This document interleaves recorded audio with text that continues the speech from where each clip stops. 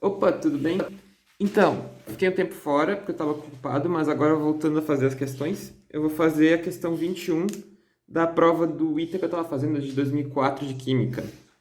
Que vocês vão ver a questão aí. O... É uma questão que pede sobre um elemento galvânico. Ela pede para te desenhar como é que seria o esquema da produção para medir o potencial de um eletrodo padrão de cobre. A ideia é bem simples, qualquer livro de química de ensino médio tem essa ideia de como é que funciona, porque é uma parte mais simples da eletroquímica, né? Aí na outra letra ele pede para te escrever as equações do ânodo e do cátodo, e a letra C ele pede para ver se algumas variáveis mudariam o valor do potencial ou não, daí a gente vai ver cada uma. Vocês viram aí, né? Bem, a letra A ele pedia para dizer os equipamentos e para e dizer quais eram as soluções. Eu falei tudo num desenho só, vou fazer o esquema e já boto ali, então não precisaria fazer a letra A e a letra B meio juntas, né? Não precisa fazer separado, dizer os negócios e depois desenhar. Já desenha com os aparelhos. Então aqui eu vou botar um eletrodo de cobre com uma solução que tem que ter cobre.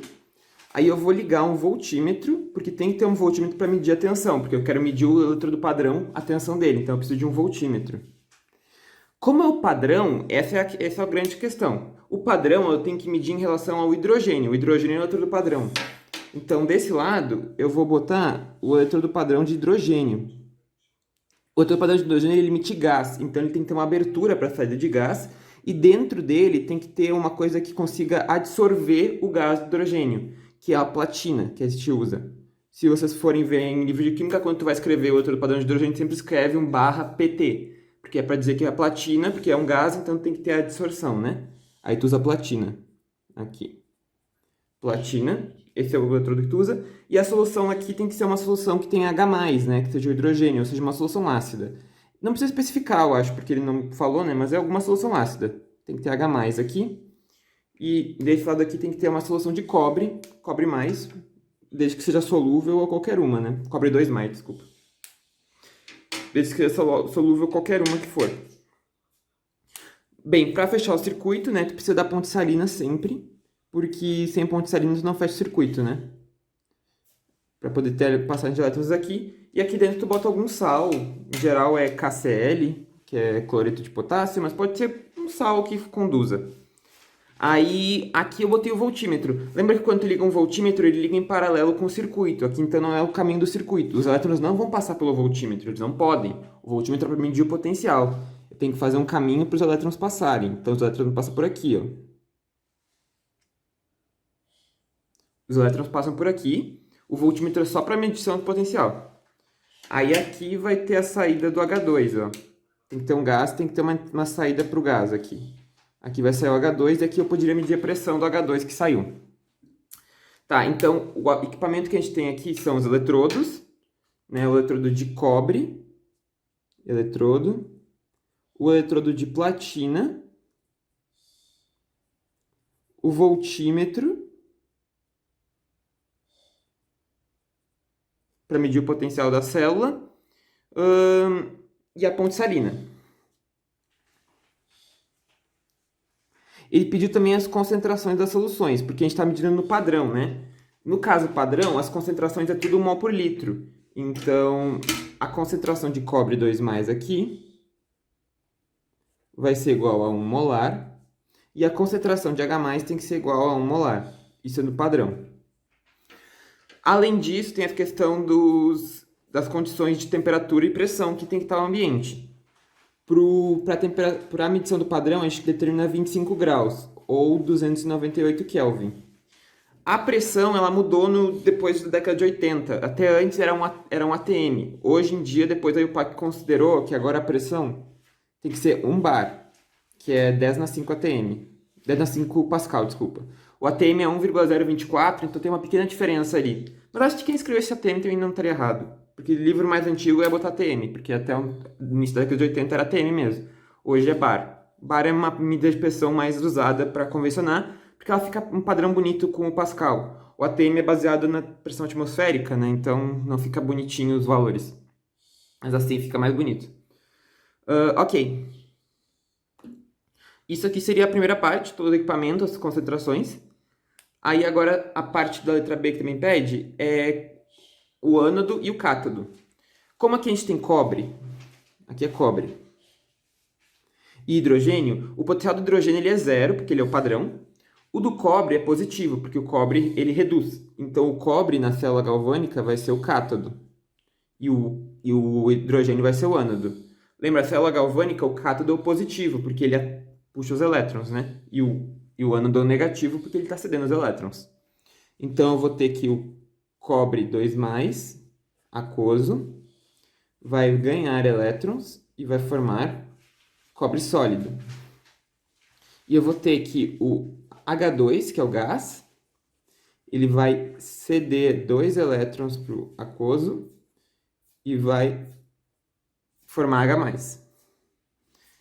A primeira equação aqui é do cátodo, porque é a redução. A redução é o cátodo. Então, cátodo. E aqui é a oxidação. Então, é o ânodo. Tu pode sempre... Isso vale. Tipo, se tu quiser decorar que a redução é sempre cátodo e a oxidação é sempre ânodo. O que pode mudar é o sinal. Na célula galvânica, o sinal do cátodo é positivo. Na eletrólise, o sinal é negativo. Então, muda o sinal da eletrólise. Mas o cátodo e o ânodo seguem com a mesma lógica. Cátodo reduz, ânodo oxida. Ok. E agora a letra C, né? A letra C é mais simplesinha também. É só uma parte teórica. Ele pede como é que algumas mudanças afetariam o potencial.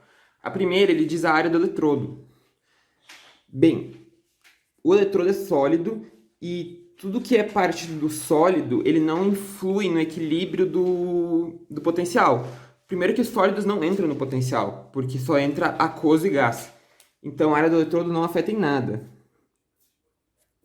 Não afeta. O segundo pede a concentração de cobre sólido, que é que nem aquilo que eu falei agora há pouco. Sólidos e líquidos, no caso, não entram na condição de equilíbrio. Então ele não altera em nada.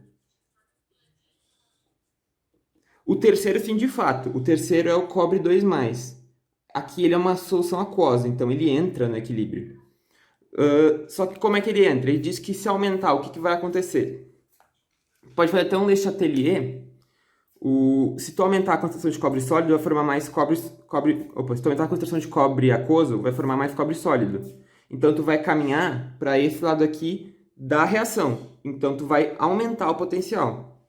Ele aumenta. Porque tu caminha para o lado direito da reação, que é para cá. Tu podia enxergar também pela equação do potencial. O potencial numa pilha, ele é o potencial padrão. E se eu fizer alguma mudança nele, vai ficar RT sobre NF, a constante de Faraday, Ln de Q. O Q seria essas razões entre as concentrações. Nesse caso aqui, o Ln de Q seria Ln do H+ ao quadrado sobre cobre 2+ vezes a pressão de H2.